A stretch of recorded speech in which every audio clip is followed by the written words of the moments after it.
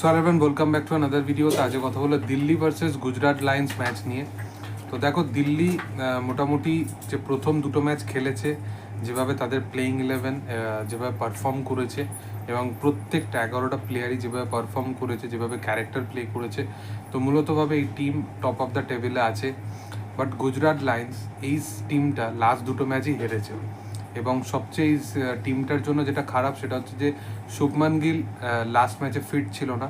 সে এই ম্যাচটা খেলবে কিনা সেটা একটা বড় প্রশ্ন হয়ে দাঁড়াচ্ছে এবং এটার পাশাপাশি সেটার একটা ইম্প্যাক্ট কিন্তু কোথাও গিয়ে টিমটার ওপরে পড়েছে। আমি বলবো যে গুজরাট লায়ন্স এমন একটা টিম যেটা অবশ্যই খুব ব্যালেন্স একটা টিম। অবশ্যই প্রথম যে দুটো ম্যাচ তারা হেরেছে সেটার তাগিদে হয়তো একটু টিমটার কোথাও গিয়ে একটা বলতে পারো যে মোরালিটি বা একটা কোথাও গিয়ে একটা ইমোশনাল ওয়েতে তারা একটু ডাউন থাকতে পারে। বাট একদমই ইনিশিয়াল লেভেলে এই টুর্নামেন্ট চলছে, তো সেখানে খুব বেশি প্রবলেমেটিক সিচুয়েশনে আমার মনে হয় না পড়বে বলে, এবং গুজরাট লায়ন্স আবারও কামব্যাক করবে কারণ এই টিমটা খুব পারফেক্ট একটা প্লেইং 11 এই টিমটার আছে এবং দিল্লির সাথে একদম কড়া টক্কর নেওয়ার মতো এটা একটা টিম। তো মূলতভাবে এই টিমের যদি ওপেনিংই বলো, সাই সুদর্শন, শুভমান গিল, লাস্ট ইয়ারই কেন তারা যেভাবে পারফর্ম ডেলিভার করে, জশ বাটলার, প্লাস তারপরে এখানে তোমার বোলিং লাইন আপে রাবাডা, রাশিদ খানের মতো বোলার এবং শাহরুখ খানের মতো ফিনিশার, রাহুল তেওয়াটিয়া, তাদের সিজনের মানে যবে থেকে গুজরাট লায়ন্স হয়েছে তবে থেকে যেভাবে খেলছে, এর পাশাপাশি পুরো টিমটা কিন্তু খুব ব্যালেন্স একটা টিম। শুভমান, সাই সুদর্শন এবং বাটলার, মানে এর থেকে ভালো টপ অর্ডার কি হতে পারে। অন্যদিকে অবশ্যই দিল্লি ক্যাপিটালস অবশ্যই ভালো টিম এবং দিল্লির এখনও পর্যন্ত যেটা আলাদা এক্সট্রাঅর্ডিনারি যেটা লেগেছে পুরো থ্রু আউট টুর্নামেন্টের মধ্যে সেটা হচ্ছে তাদের বোলিং লাইন আপ। তাদের বোলিং লাইন আপ অবশ্যই নো ডাউট দুর্দান্ত এবং সেটাকে তারা যেভাবে মানে পারফর্ম করেছে, যেভাবে তারা ডেলিভার করেছে, অক্ষর প্যাটেল, কুলদীপ যাদবের মতো প্রাইম লেভেলের স্পিনার এবং তার পাশাপাশি লুঙ্গি এনজিডি এবং তোমার দিল্লি থেকে আরও যদি ব্যাটিং লাইন আপও দেখো, কে এল রাহুল, যে লাস্ট দুটো ম্যাচ চলেনি বাট কে এল রাহুল যদি ফর্মে আসে নো ডাউট মানে দারুণ পারফর্ম করবে এবং এরপরে টিমটা যদি থ্রু আউট টিমটা দেখো খুব ব্যালেন্স একটা টিম। তো অবশ্যই এখানে আমি দিল্লিকে এগিয়ে রাখবো, যেহেতু তারা একটা মানে এমন ওপেন মাইন্ডেড ওয়েতে খেলবে, প্লেইং 11-এ তাদের মধ্যে কোনো চেঞ্জেসের দরকার নেই এবং যেরকমভাবে তারা পারফর্ম করে আসছে সেরকমই তারা পারফরমেন্স ডেলিভার করবে।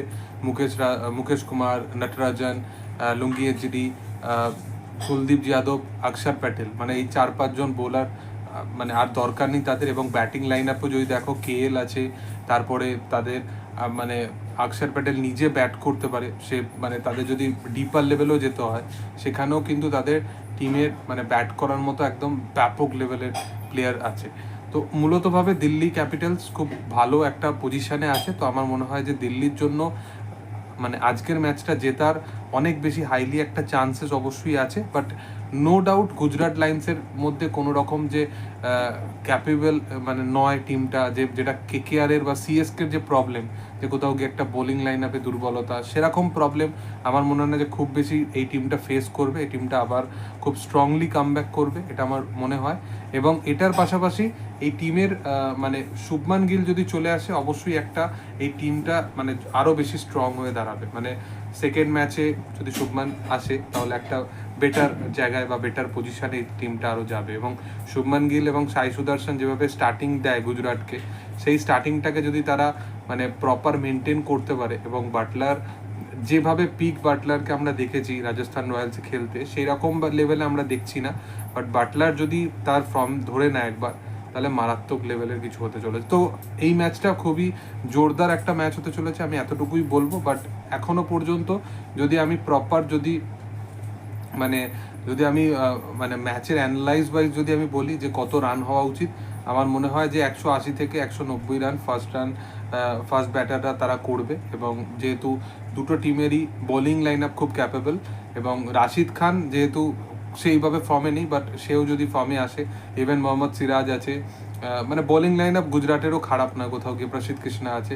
তো আমার মনে হয় যে তারা আবার কামব্যাক করতে চলেছে এবং চেজেবল, মানে দুটো টিমই যদি সেকেন্ড ব্যাটিং করে চেজেবল। অবশ্যই দেখার যে কে এল রাহুলকে তারা 3 বা 4 নাবাই কিনা, বা নাকি তারা ওপেনিংই কন্টিনিউ করে। কারণ আমার মনে হয় যে কে এল বেটার প্লে করবে, যেহেতু সে ইন্ডিয়া টিমে ওপেনিংয়ে তার কোনো পজিশান নেই এই মুহূর্তে, এবং কারেন্ট লেভেলে সে যেরকমভাবে মিডিল অর্ডারে ক্যারেক্টার প্লে করেছে, তো আমার মনে হয় যে কেএলকে আমার মনে হয় মিডিল অর্ডারে নিয়ে আসাটাই বেটার হবে। এবার দেখার যে কোনটা সঠিক হয় বেঠিক হয়, কারণ একটা টিম সে এমন পজিশানে আছে তার কোনো প্লেইং 11 চেঞ্জ করার কোনো দরকার নেই, আর একটা টিম সে নো ডাউট দুটো ম্যাচ হেরেছে, বাট টিমটা অবশ্যই একটা ক্যাপেবল টিম।